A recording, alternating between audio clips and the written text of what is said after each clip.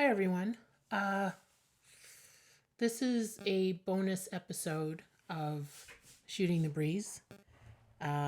Season 3 is starting on Tuesday, April 20th.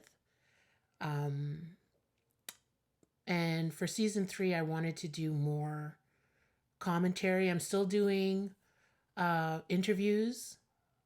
I'm still doing live interviews, but I'm also doing pre recorded interviews with select comics. And I'd also like to throw in a few, personal commentaries. So this will be the first personal commentary um, of season 3. So what I wanted to talk about was so today is Sunday, April 18th, 2021. And I wanted to give my perspective of the latest um, stay at home things that have been, that were given to us. I guess it was on Thursday or Friday from the province, the latest stay at home measures and quarantine measures, lockdown measures for the province of Ontario. And this latest bunch has freaked me the fuck out, just to put it mildly and in the least classy way. Um, I'm tired of the pandemic, as I'm sure many of you are. We've been in this situation for over a year, like 13 months. Um, I think is about an accurate timeline. We went into quarantine on, I think it was March 16th of 2020, and today is April 18th of 2021. So 13 months we've been in this situation, and you know we've done everything that the province and the country has told us. We're wearing masks, we're abiding by the rules they've set forth, like maximum of this and minimum of that, and no gatherings of more than X amount of people, and things like that. And a lot of people have gone, for almost a year, or if not the entire 13 months, with not seeing their friends, seeing their families, not being able to touch anybody. And the thing is, it really fucking sucks. It's terrible. It's awful. And I remember in, I guess it was mid September or something, being told that, Thanksgiving, we'll have to forego Thanksgiving so that we can have Christmas. And so we did. We did. And did we have Christmas? Fuck no, we didn't. We didn't. And then we're told again, forego this so that we can have Easter, for example. And right before Easter, again, we haven't had, we were told no. So this is like the fourth lockdown that we're in here in Ontario. And this is by far the worst, with the worst regulations and measures put in place. And the most problematic one, in my opinion, is the carte blanche that's been given to the police, to police stations across the province, that they now have the right to stop anyone on the street or pull them over if they're in a car to demand to know why they're not at home. Um, as it stands right now, we are allowed to go to the grocery store to get food and to go to the pharmacy to pick up medication. And that's it. Pretty much everything else is either curbside, like curbside pickup. You order online, and you go pick it up outside the store. Like they'll come to your car. You call a number or text a number when you arrive, and they'll bring your products to the store. I think that's still allowed, but But really, the only places we're allowed to go are to the grocery store to get food and to the pharmacy to pick up medications. And they've given the police the right to stop anyone to ask why they're not at home. And I find this problematic on many levels. Um, the police do that already. They stop people randomly. I think it's called carding. And it's usually marginalized people, racialized people who are stopped at a disproportionate number than white people. Um, and they did that illegally, and now they've been given carte blanche to do it. And I know, I think it was yesterday, I saw some tweets and I saw some articles on, CBC News, that numerous police departments across the country, not across the country, across the province of Ontario, have said, "Oh, no, no, no, no, no, we're not going to do that. We're not doing that."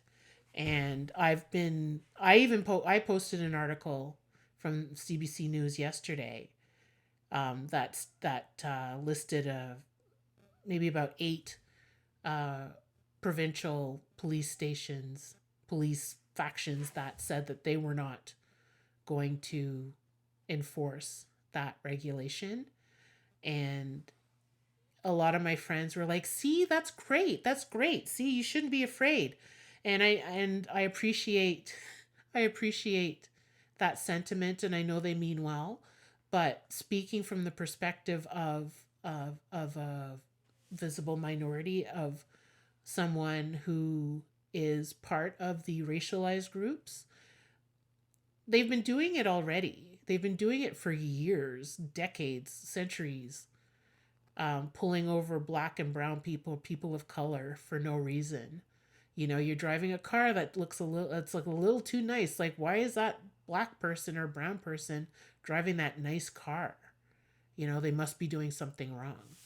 You know, so I'd like to believe it. Like the la la la la la part of me wants to believe that's true, but the realist in me, given all the shit the police have done, that's been highlighted over the past year, and how they can um, terrorize people and kill people without consequence, doesn't give me a lot of hope that this will be true, that they're not going to enforce it.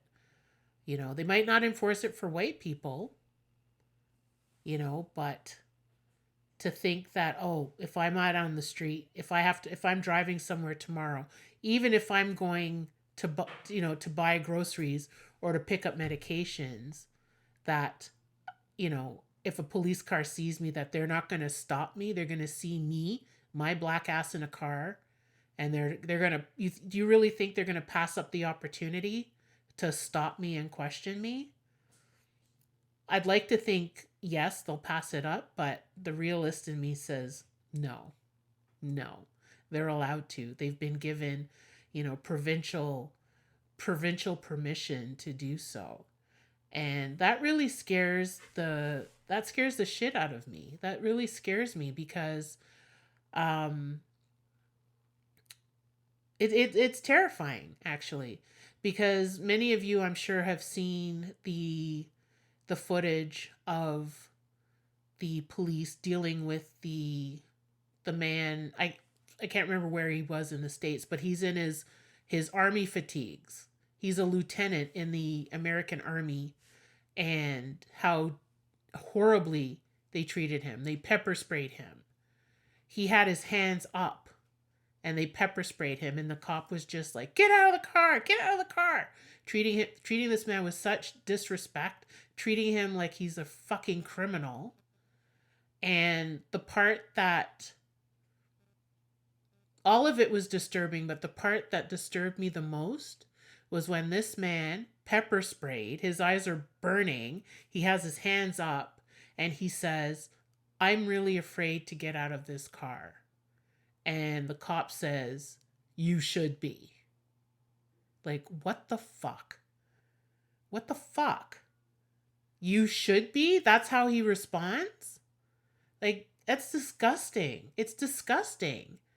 And so that is why I'm afraid to go outside. I'm afraid to go and, to drive to the grocery store or to drive to the pharmacy. Like, I had to go to the pharmacy yesterday. Saturday, I had ordered my prescriptions online. Ironically, it was for my anti-anxiety and anti-depression medication. I had ordered it, I think Wednesday or Thursday, and scheduled pickup for Saturday, which was before the province's new lockdown measures. And I was legitimately scared to go out. It's not that far from me.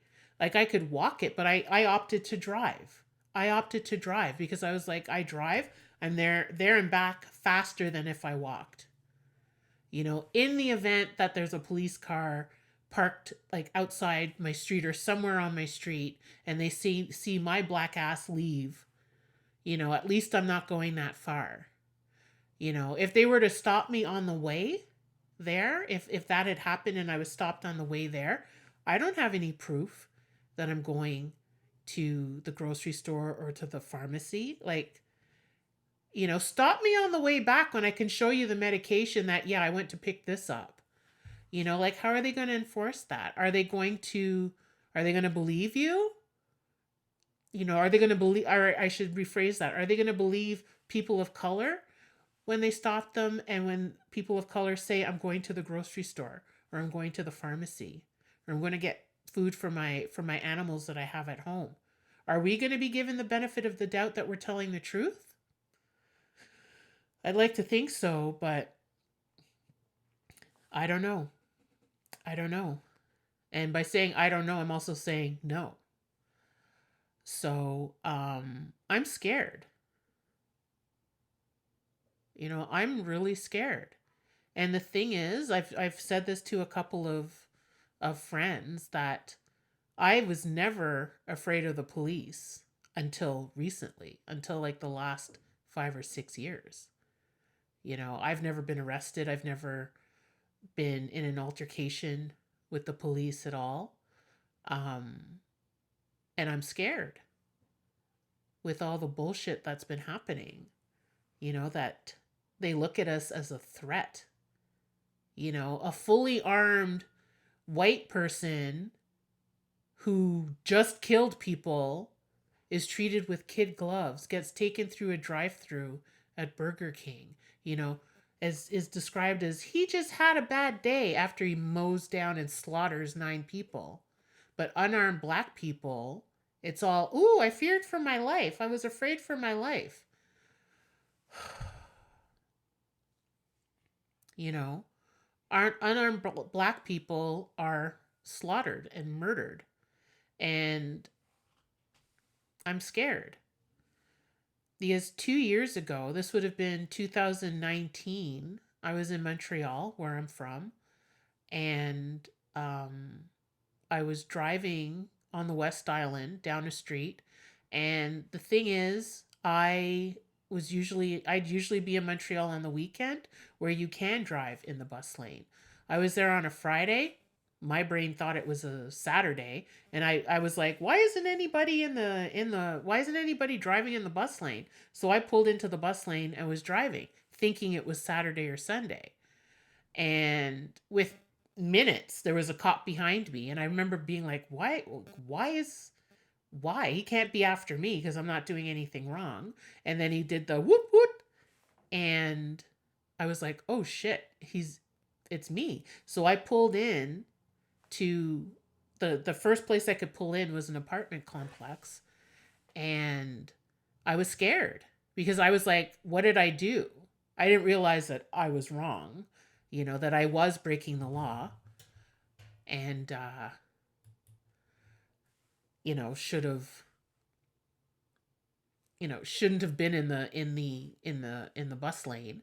But I was scared. And then I was sitting there waiting for him to come over, and I had my hands on the wheel just so he could see my fucking hands.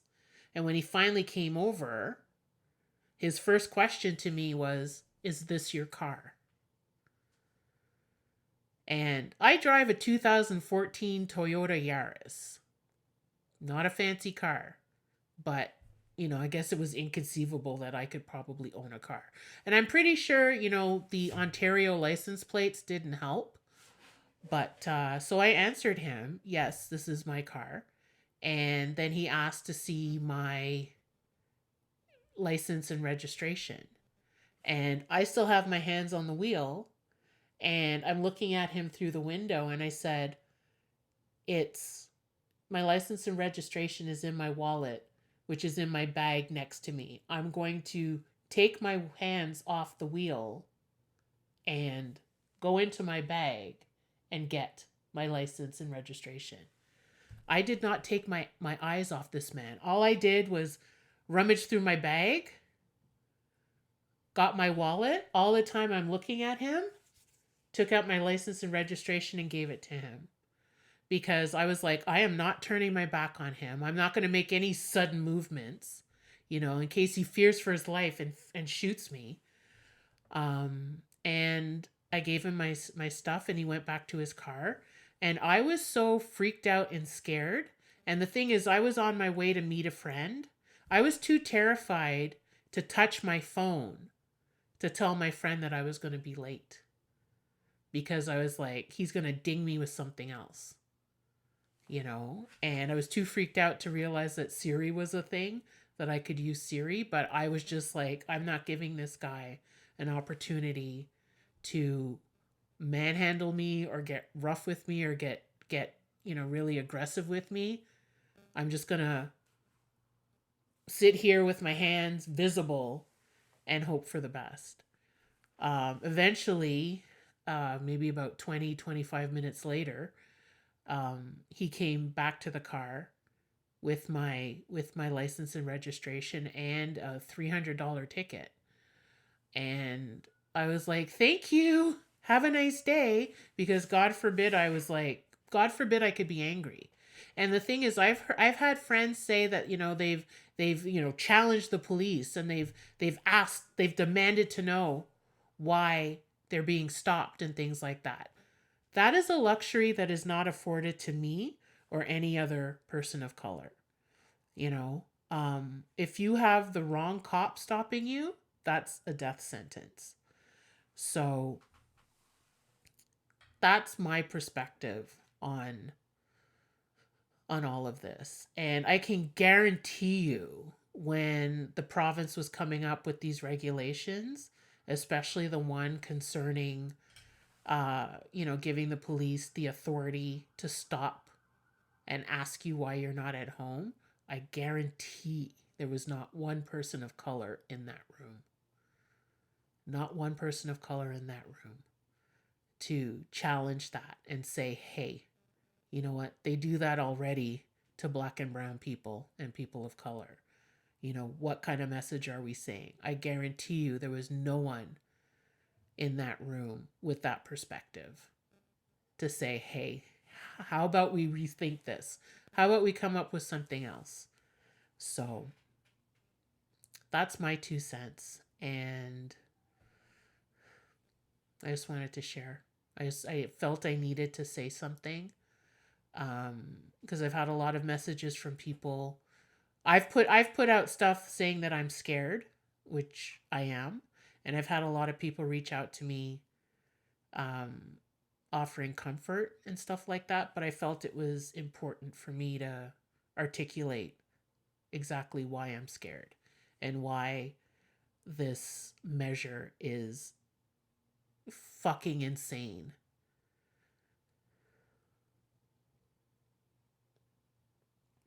Anyway, thank you. I'll see you next time.